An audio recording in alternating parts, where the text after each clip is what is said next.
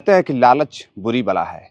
अगर किसी के मन में लालच समा जाए तो फिर इंसान, चाहे वो महिला हो या फिर पुरुष हो, किसी भी हद तक जाने के लिए तैयार हो जाता है और फिर वह कुछ भी कर गुजरने को तैयार हो जाता है। साथियों, एक ऐसी कहानी जिसमें एक महिला के मन में लालच समा जाती है और फिर वह महिला अपनी ख्वाहिशों को पूरी करने के लिए एक ऐसा कदम उठाती है जिसमें एक कत्ल हो जाता है। और कत्ल की गूंज जब कोने कोने तक जाती है तो लोग उसकी हकीकत को सुनकर बड़े हैरान रहते हैं। दरअसल साथियों, कहानी ही कुछ ऐसी है। तो नमस्कार, प्रणाम, मैं आपका अपना विशु राय हाजिर हूँ जुर्म की दुनिया की एक और नई कहानी के साथ। साथियों, एक लड़की, फरीदाबाद की रहने वाली, हरियाणा के फरीदाबाद की रहने वाली एक लड़की जिसका नाम खुशी रहता है। खुशी अपने माँ बाप के साथ मुंबई में रहती थी। मुंबई में ही पढ़ाई लिखाई हुई, वहीं उसका पालन पोषण हुआ। अपने भाई और माँ बाप के साथ खुशी मुंबई में ही बड़ी हुई।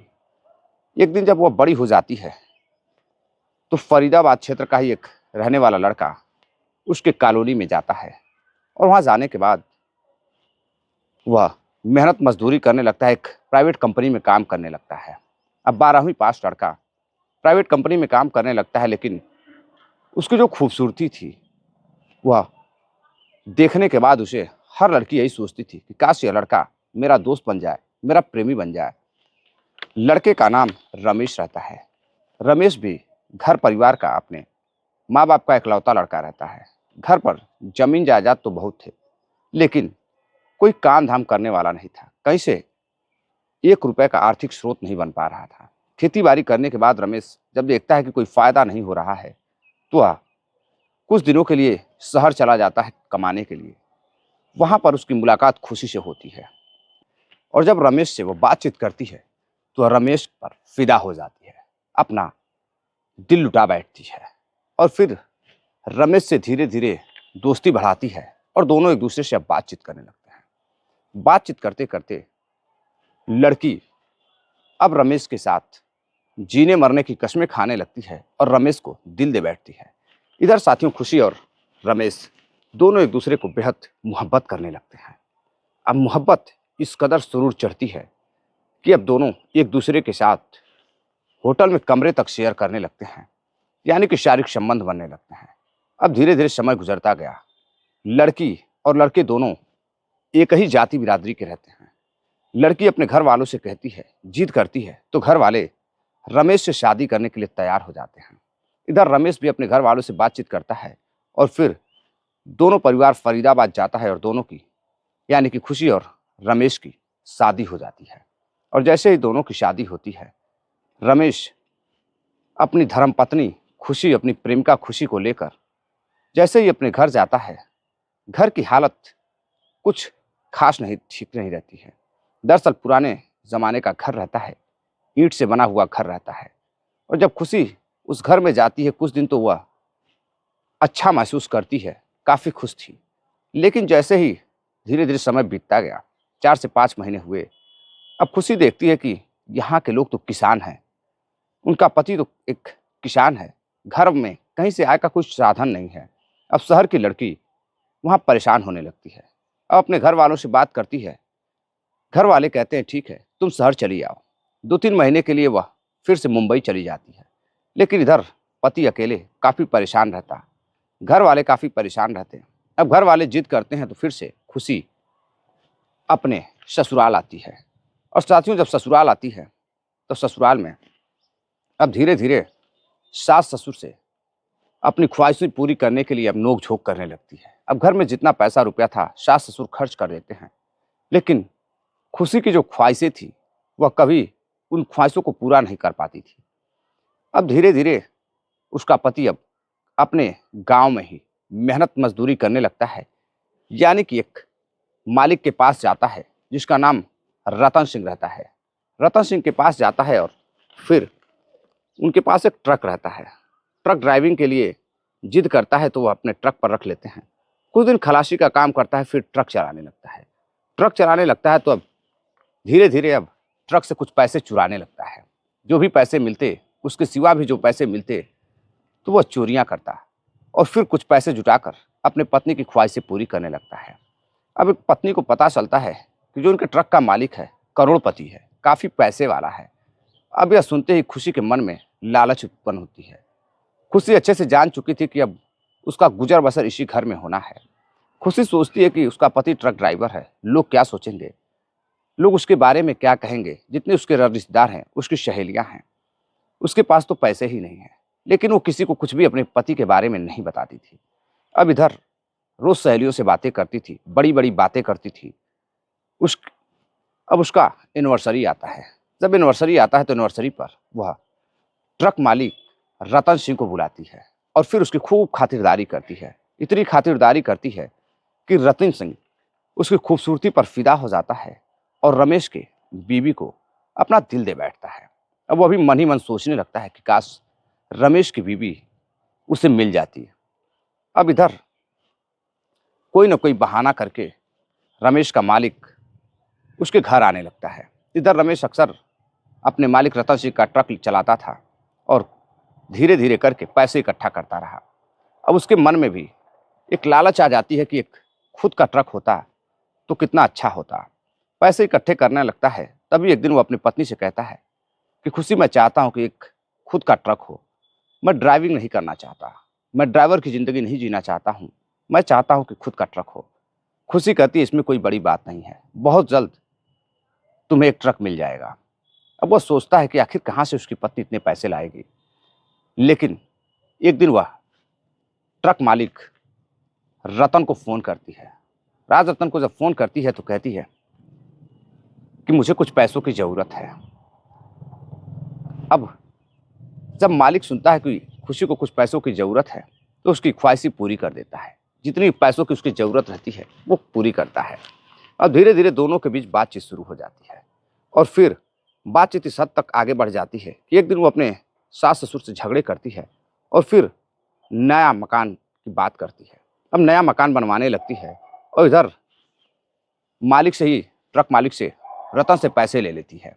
पैसे लेकर घर बनवाने लगती है और उसका पति भी सहयोग करने लगता है। नया घर जैसे ही घर से बाहर, गांव से बाहर तैयार होता है, कुछ दिन बाद उसमें वो जाकर रहने लगती है। अब साथियों, धीरे धीरे शादी को 2 साल बीत जाते हैं। अब वो एक बच्चे को जन्म देती है। बच्चा जब धीरे धीरे बड़ा होता है तो इधर एक दिन घर पर अपने बच्चे के साथ थी, कमरे पर कोई नहीं था। तभी वह अपने पति के मालिक को फ़ोन करती है और कहती है कि आज मैं घर पर अकेली हूँ, मैं चाहती हूँ कि आप आएँ, आपसे कुछ बातें करनी है। जैसे ही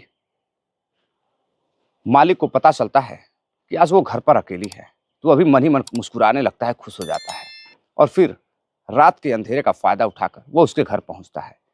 घर पहुँचता है तो खुशी उसे अपने कमरे पर ले जाती है और फिर मालिक शराब के नशे में होता है।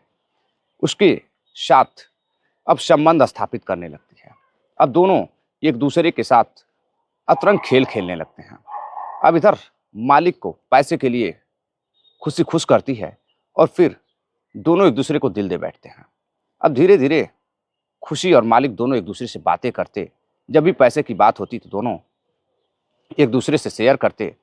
अब इधर एक दिन खुशी कहती है कि मैं चाहती हूँ कि मेरा पति खुद का ट्रक चलाए, कुछ पैसे और चाहिए, मैं एक ट्रक लेना चाहती हूँ। अब मालिक जाता है और रमेश के लिए एक ट्रक खरीद कर उसे देता है और कहता है कि ठीक है, जो पैसे लगे हैं वो धीरे धीरे तुम मुझे चुका देना। और इधर रमेश के पास भी कुछ पैसे थे। अब वो खुद के ट्रक का मालिक बन जाता है और फिर मालिक की ज़िंदगी जीने जाता है। लेकिन उसका मालिक उसे रास्ता दिखाता था और फिर उसके घर भी जाता था। धीरे धीरे संबंधों को कई साल हो जाते हैं। लड़का धीरे धीरे बड़ा होने लगता है। अब लड़का जब बड़ा होने लगता है तो साथियों, अब इधर मालिक उस खुशी के साथ प्रेम संबंधों में बना रहा। अक्सर कर शारीरिक संबंध बनते रहे। इधर घर परिवार के लोग, सास ससुर काफ़ी परेशान थे, रिश्तेदार परेशान थे कि खुशी का परिवार, रमेश का परिवार इतनी तरक्की कैसे कर रहा है। धीरे धीरे रमेश एक नहीं 3-3 4-4 ट्रक निकाल लेता है। रिश्तेदार सभी परेशान थे, सबको शक होने लगा था। अब सभी शक की निगाहों से खुशी को देखते थे और अंदर ही अंदर आपस में बातें करते थे कि कहीं ना कहीं रमेश की बीवी का उसके पुराने मालिक के साथ संबंध है, इतना पैसा कहाँ से आ रहा है, लेकिन कोई सामने नहीं कह पाता था। और पैसे जब खुशी के पास आने लगते हैं तो फिर कहते हैं कि पैसों की सभी इज्जत करते हैं, पैसे वालों की सभी इज्जत करते हैं। अब खुशी की बड़ी इज्जत बढ़ जाती है, रिश्तेदार भी उसके पास हमेशा जाते, उसकी बातों को सुनते और अक्सर उसकी तारीफ़ें करते। अब इधर खुशी की वाहवाही हो चुकी थी, लेकिन एक दिन लड़का बड़ा जब होता है तो वह अपने पिता के मालिक के बेटे के साथ खेल रहा था। जैसे ही खेल रहा था तो खेलते-खेलते दोनों में झगड़ा हो जाता है। जब झगड़ा होता है तो रमेश का लड़का ट्रक मालिक रतन के लड़के को बुरी तरह से पीट देता है और इतना पीटता है कि उसकी हालत खराब हो जाती है। और जैसे ही यह बात ट्रक मालिक रतन को पता चलती है तो फिर वह रमेश को फ़ोन करता है और समझाता है। रमेश कहता है बच्चे हैं, आपस में खेलते कूदते झगड़े हो गई होगी। और इधर जब बात खुशी की माँ के पास खुशी के पास पहुँचती है, यानी कि लड़के की माँ के पास पहुँचती है, लड़के का नाम मुन्नू रहता है। मुन्नू की माँ खुशी के पास पहुँचती है तो वह रतन को फ़ोन करती है और कहती है कि देखिए बच्चे हैं, आपस में झगड़ा करते हैं, आपको बोलने की ज़रूरत नहीं है। लेकिन अब अक्सर कर मुन्नू का मन बढ़ जाता है और वह जानबूझकर उसी लड़के से झगड़ा करता था, रतन के लड़के से झगड़ा करता था। रतन का लड़का एक दिन गुस्से में आकर मुन्नू से कहता है कि देखो, तुम लोग जो हो मैं जानता हूँ, तुम्हारी औकात क्या है यह मैं जानता हूँ और तुम्हारे पिता की औकात क्या है मैं जानता हूँ। ज़्यादा उड़ने की ज़रूरत नहीं है, ज़्यादा उड़ोगे तो समझ में आ जाएगा। तुम अपनी माँ से मेरे बारे में जाकर पूछना। अब इधर धीरे-धीरे मालिक और खुशी में टकरार हो जाती है। अब दोनों एक दूसरे को देखना नहीं चाहते थे। बच्चों की लड़ाई में अब दोनों का प्यार खत्म हो जाता है। अब इधर एक दिन जब खुशी घर पर रहती है तो उसका बेटा झगड़ा करके जाता है, अपनी माँ से कहता है कि माँ, आज मुझे राजेश के पिता ने, यानी कि ट्रक मालिक ने मुझे गालियाँ दी और कहा कि तुम लोग क्या हो और कहाँ से इतने पैसे आते हैं, तुम इतने अमीर कैसे हुए, तुम अपनी माँ से जाकर पूछना। माँ, आखिर ऐसी क्या बात है, बार बार वो मुझे ताना मारता है, मुझे कुछ समझ में नहीं आता है और लड़के भी अब मुझे चिढ़ाते हैं और राजेश मेरे बारे में कई बातें लड़कों से करता है और लड़के मुझ पर हंसते हैं, मुझे कुछ समझ में नहीं आ रहा है। माँ, आखिर ऐसा क्या है कि वो पहले हमारे घर भी आते थे और अब नहीं आते हैं, ऐसा क्या चल रहा है, मुझे कुछ समझ में नहीं आ रहा है, आखिर इतने पैसे हमारे घर आए कहाँ से। माँ कहती है तुम अपने काम पर ध्यान दो, पैसे से तुम्हें क्या मतलब है। इधर पति रमेश को सारी हकीकत खुशी की पता थी, लेकिन वह मालिक बनना चाहता था, उसे पत्नी की ख्वाहिशें पूरी करनी थी, चाहे वो जहाँ से पूरी हो, रमेश से पूरी हो या फिर उसके मालिक से पूरी हो, उससे इससे कोई मतलब नहीं था। साथियों, अब एक दिन फिर झगड़ा होता है, लड़के आपस में झगड़ा करते हैं और फिर बात पुलिस तक पहुंच जाती है। जब पुलिस तक पहुंच जाती है तो फिर इधर किसी तरह से दोनों परिवारों में सुलह होती है और रमेश अपने मालिक को धमकी देता है कि आज के बाद अपने बच्चे को संभाल के रखिएगा, अगर दोबारा कुछ हुआ तो फिर मैं तुम्हें देख लूँगा। तभी रमेश को भी बुरा भला उसका मालिक कहता है और औकात याद दिलाने की बात करता है। अब इधर यह बात जाकर खुशी से वो कहता है। अब खुशी को बुरा लगता है कि बार बार रतन औकात दिलाने की बात करता है। कहते हैं बुरे काम का बुरा नतीजा तो आना ही था। अब एक दिन वह फिर अपने मालिक के घर जाती है। खुशी उसके घर जाती है और बातचीत करती है और फिर प्यार भरी बातें करती हैं। उसकी प्यार भरी बातों में इधर 45 साल का मालिक फिर फिसल जाता है। और फिर एक रात जब रमेश ट्रक लेकर घर से बाहर था, तभी वो अपने पति के पुराने मालिक को बुलाती है और बुलाने के बाद घर पर शराब पिलाती है, पार्टी देती है। और जब लड़का घर से बाहर जाता है अपने दादी और दादा के पास, तभी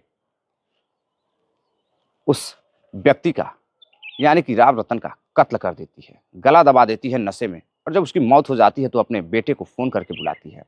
बेटे से कहती है एक काम करो, यह मेरे साथ छेड़खानी कर रहा था इसलिए मैंने इसको मार डाला। एक काम करो कि तुम इसे ले जाकर सड़क के किनारे कहीं फेंक दो, किसी को पता नहीं चलेगा।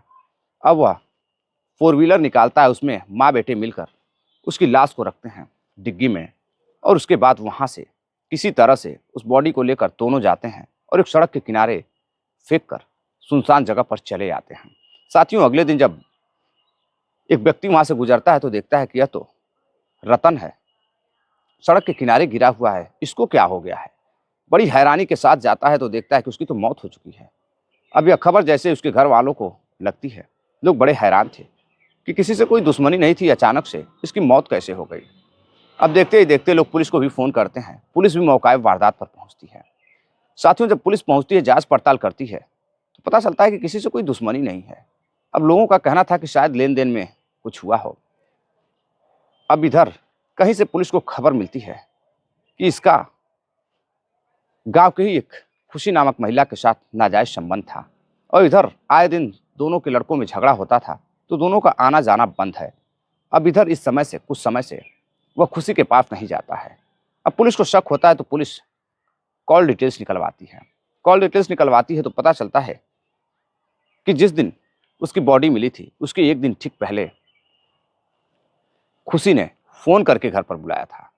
अब इस क्लू के अनुसार पुलिस पहुंचती है खुशी के घर।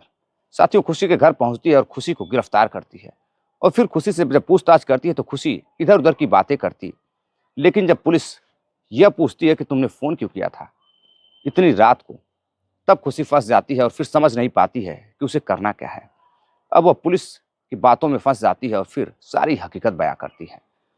और अब कत्ल के जुर्म में पुलिस माँ और बेटे को गिरफ्तार करती है। इधर माँ और बेटे को पुलिस गिरफ्तार कर जेल भेजती है और बेटा नाबालिग रहता है तो बाल गृह में सुधार के लिए भेजा जाता है और माँ को जेल हो जाती है।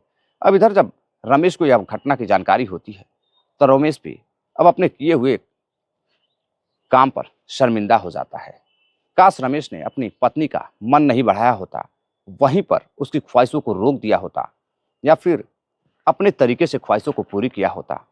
जब बीबी गलत काम कर रही थी तो रमेश भी सपोर्ट कर रहा था। रमेश देखते हुए भी अंधा बन जाता था और आज रमेश खुद खून के आंसू रो रहा है और इधर उसका बेटा और उसकी पत्नी दोनों जेल में है।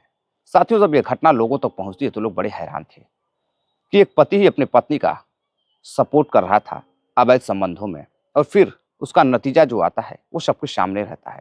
तो साथियों, ये थी आज की पूरी कहानी। इस घटनाक्रम को सुनाने का उद्देश्य आपको जागरूक करना है, किसी को हैरान करना या परेशान करना नहीं है। मिलते हैं एक और नई कहानी के साथ, तब तक के लिए आप सभी साथी अपना ख्याल रखिएगा, वीडियो को ज़्यादा से ज़्यादा शेयर करिएगा। मिलते हैं एक और कहानी के साथ। जय हिंद।